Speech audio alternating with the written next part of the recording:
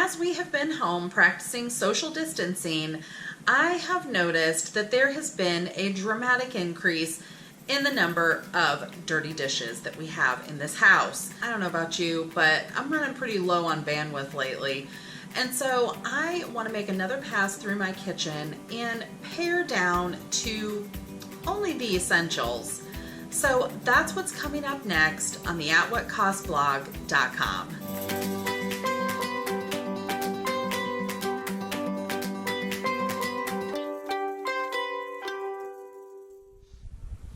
Well, hello friend. I'm Mary Beth, and if this is the first time you have stopped by our channel, I'm married to Brian, and we have 3 boys ages 8, 7, and 5. And we are a very social family, and between church gatherings, friends, and family members, there always seems to be a few extra people around this house. And that is typically how we like it. We're really missing our social time right now, and I know that many of you are as well. But what I have realized is just how little we can live on here, and just how much we can dirty up if it's available. So my task today is to give our kitchen a good, solid reset. So this is our cupboard that we keep our dishes in. The ones that are on this shelf in the middle, we actually do use those pretty frequently.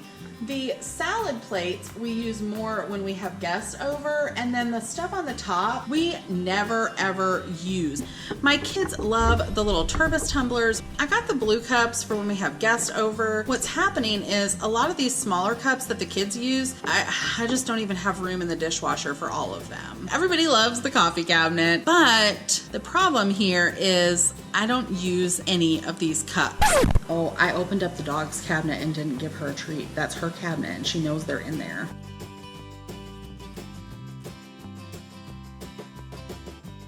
So here's the really aggravating part. The dishwasher is totally empty, but I have been so busy flying around this house, I forgot to actually load it. So that's what we're gonna do now. Here at the atwhatcostblog.com, we're looking at abundant living through the lens of God's Word. And I think oftentimes when we think about abundance, we kind of associate it with a good thing. You know, he who has the most wins. But I have learned over the last few years that having too much on the plate or too much on the shelf can really affect the way that I feel in our home, my ability to care for our children, my ability to care for and serve my husband, and just my overall level of happiness is greatly affected by our environment. And it seems to me that the fewer items that we have, the more simplistic our lifestyle is, the happier I end up being, and ultimately, the deeper my faith grows and the closer I feel to God. So I want to look today at probably one of the most famous proverbs that has ever been pressed upon women. I think for some of us this can bring great comfort, and for others this can be a little bit of a struggle. So just stick with me as we go through this verse. Our reading today is in Proverbs 31, verse 27. She looks well to the ways of her household and does not eat the bread of idleness. Now, you may encounter in some other translations that the word laziness is used in this verse as well. And I think for all of us, that can be a little bit of a hot button word. I know it is for me. I feel like I work really hard during the day. I have a full-time job that I work. I have 3 kids to take care of, the laundry, the housework, the bathrooms, and I have boys. Y'all, the bathrooms. But I often feel like when I come home, I am here to work. There is an abundance that the world calls us to, that we should be able to do it all. We should be able to work and take care of our kids, take care of our household, be a good friend, be a good daughter, be a good mother, be a good everything. We should excel at everything, and if we're not, there's something inherently wrong with us. And that could not be further from the truth. We were made to have an abundant life. But that doesn't mean that we have to fill our social calendars, fill our kids' social calendars, fill our homes with all kinds of things that will somehow make us a better this or a better that. What we really need is to look at the simplicity of God's Word. So let's talk more about this idea of idleness. Now, the first part of this verse gives us really the direction. She looks well to the ways of her household. Now, what does that mean, to look well to the ways of our household? Well, it simply means pay attention to the way your household runs. If I spend all of my time folding laundry, living out of laundry baskets, trying to figure out what I'm going to cook for dinner, having a mess everywhere in my house, not to mention my role as a wife, my role as a mother, and my full-time job, we know that all of these things kind of bleed together for women, and we end up feeling anxious and overwhelmed. Now, I can speak for my household, but my husband is not always that concerned with how many coffee cups we have, or whether or not we have enough plates for everyone. Getting the dishes done, making sure the kids are fed, and trying to decide how much we keep where really falls on me. Now, he has a lot of other areas in our home that he takes care of, but for the most part, those things in the kitchen are my responsibility. That doesn't mean that I have to have every single piece of dinnerware that came in our set. Right now, we really only use the dinner plates. Do I really need to have 8 of them? On a day-to-day basis, no, I don't.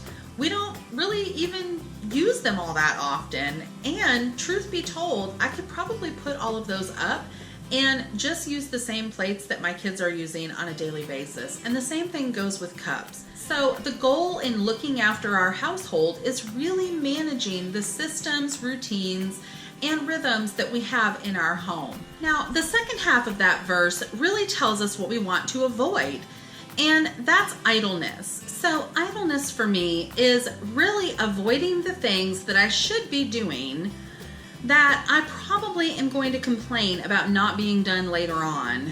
Now, I can absolutely be guilty of hopping on social media or playing a game on my phone in the name of self-care, when what would really be the best way for me to take care of myself is to put the laundry away and avoid having to dig out of the laundry basket in the first place. Tough love, friends. Tough love. I'm not saying don't take care of yourself. We absolutely need to recharge our batteries.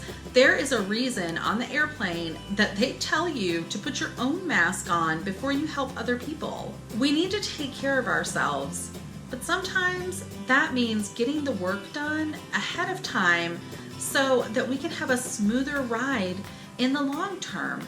I can leave the dishes, I can leave the kitchen, the table can be a mess, I can leave the laundry all over the floor and decide that I just need a break, I deserve it, I've been home with the kids all day and I just don't have it in me to do. But I know when I get up tomorrow and find all of those dirty dishes and all of the stuff on the table that I'm just gonna end up feeling that way all over again. And I would much rather go to bed at night knowing that all the work has been done and really manage my household well. This is true wisdom, friends. This is abundant living. So this cabinet here is just a little bit different. I have not been very diligent about purging this cabinet lately, and we have gathered up a collection of items again. This is just the constant battle. I don't want to burst your bubble, but we're always going to have an inflow of things coming into our homes. Now, I mentioned before that I don't actually use any of these coffee cups, but I don't use any of these coffee cups. When we do have people over during our regular fellowship and hosting times, we actually do use quite a few of these. So I have purged these a couple of times and only kept the ones that are the most special to us. So aside from this souvenir cup, I'm actually going to keep all of these. This was a gift from my husband and I just love it. My coffee, another coffee my husband picked up. This is actually really good, and a portion of the profits go to veteran, law enforcement, fire, and first responder causes. So you may want to check them out.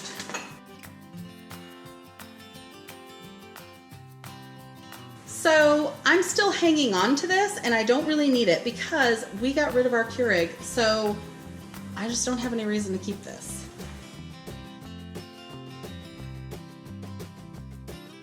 So as you can see, everything has basically been put on the lowest shelf, which is the most easily accessible for us. So we'll just grab what we need and go. And the best part is most of this is going to fit in the dishwasher at the end of the day. So the goal today was not necessarily to do a huge decluttering and get rid of a bunch of items. This is really just an adaptation that we're going to make to try and get a better rhythm in our house right now, a better routine, so that I'm not doing dishes 24/7. And I think once we limit the dishes that we actually have access to, it will help us to get those done more quickly. And everything that I kept today will fit in our dishwasher. So at the end of the day, even if we have dirtied up everything that we have, it will all fit in the dishwasher at the end of the day. And that is my goal. So I hope you enjoyed this video. If you have not yet subscribed to our channel, I would love for you to do that. It's totally free. And if you hit that little bell icon, you'll be notified anytime that we post new videos. So if you have been struggling with dishes or the functioning of your household in general, I would love to hear about it in the comments. Let us encourage you to reevaluate the systems in your home so that we can truly manage our homes well. Thanks for stopping by today, and I will see you in the next one. Well, it's story time for those of you who have stuck around till the end, and I have a really good one for you. So I'm in the process of filming this video. Our kids have been playing outside a ton. You actually can probably hear them hammering away in the front yard. They are building various things with my husband out of scrap wood and nails. But as I'm sitting here filming the video, I look out the window and our son is down on all fours licking the sidewalk. Licking the sidewalk, y'all. Why? You know why? Quarantine. That's why. It does crazy things to us. If you don't believe me, watch The Shining. I hope you guys are staying well, and just remember, we are going to get through this time. We're going to be better on the other side of this, and I am always here with a funny story, a fun word, or just some advice to help you get through. I'll see you guys next time.